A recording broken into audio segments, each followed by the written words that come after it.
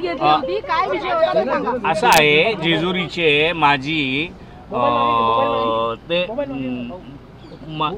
माझी जे काही हे आहेत काय विश्वस्त अध्यक्ष, त्यांचं असं म्हणणं होतं का त्यांनी हेरिटेजकडे ज्या वेळेला दगड तपासायला नेला त्यावेळेला दगडाची झीज आहे ती ह्या हळदीपासून होते, म्हणून मग आपण जर दगडावर हळदीचा असर होतो तर माणसांवर होत असेल, तिथले भिक्षुक असतील, तिथले वाजंत्री संबळावाले असतील, तिथं असणारा मार्केटमधला माणूस असेल, येणारे जाणारे असतील, किंवा त्या हवेत जाऊन समोरची गावं असतील, यांच्यावरही काही परिणाम होतो का, म्हणून ह्यांच्या शंकेप्रमाणे आपणही तपास करणं एक तर कॉस्मेटिक म्हणा किंवा आपण त्याला फूड म्हणूनही गणलं जातं का आपण प्रत्येक डाळीत म्हणा भाजीत म्हणा हळद टाकतो, तर नेमकं काय आहे ते बघू आपण, म्हणून ते केलं.